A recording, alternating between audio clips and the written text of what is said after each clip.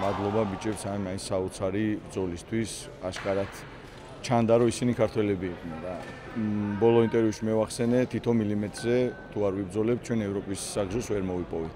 გამოჩნდა რომ იყო რა თქმა უნდა შეცდომი რაზეც ახლა რა თქმა უნდა არ ღირს ლაპარაკი ჩვენ თავარი მიზანი შევასრულეთ.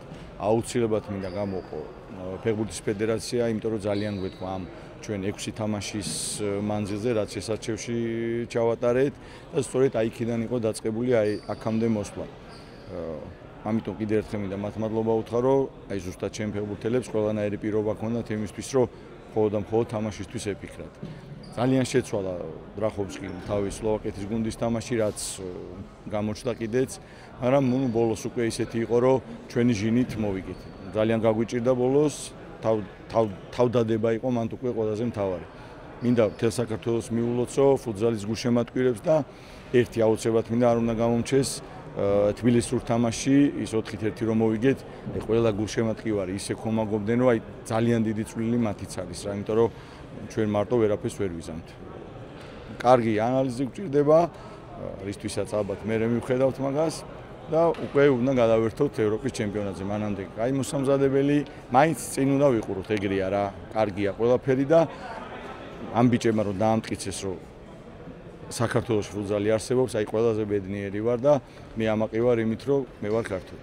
ყველას თელ საქართველოს ულოცავ, ვინც მთელი ამ წლების განმავლობაში ჩვენ გვერდით გვედგა, ჩვენი ოჯახები, ჩვენი მეგობრები, გულშემატკივარი, რომელიც ყოველ თამაშზე თბილისში როცა იყო მოდიოდა, საზღვარგარეთ გულშემატკივრობდა და ყოველთვის გრძნობდით მათ ხარდაჭერას და მიულოცავ მთელ საქართველოს, ვისაც ოდნავ მაინც გაუხარდა ეს ჩვენი ქართული წარმატება. ბედნიერება ზუსტად ეგ არის, რომ აღარაფერი აღარ დაგვრჩა რა, აი ემოციებისგან დაცლილები ვარ, თვითონ თამაშის სცენარი იყო ისეთი და ორი მაჩის ჯამში თავარია გავიმარჯვეთ და ის ოცნება და მიზანი რაც დავისახეთ 2 წლის წინ, როცა ეს შესარჩევის ჯგუფები დავაგდეთ და გვინდოდა რომ მოხვედრილიყავით იქ სადაც მოხვდით შევასრულეთ ღირსეულად ჩვენ 100% ჩავდეთ ყველაფერი და ღმერთმაც მაგიტო დაგვიფასა რა და ერთი მინდა თქვა რომ საქართველო ყოველთვის ჩვენს გულებში იყო და ზუსტად მაგიტო მაგ საქართველოს სიყვარულმა შეგვაძლებინა ის რაც დღეს შევძლებთ. გილოცავთ ყველას, საქართველო ევროპაზეა მეგობრებო, კიდევ ერთხელ გილოცავთ. ძალიან დიდი წარმატება არის ზედიზედ მეორედ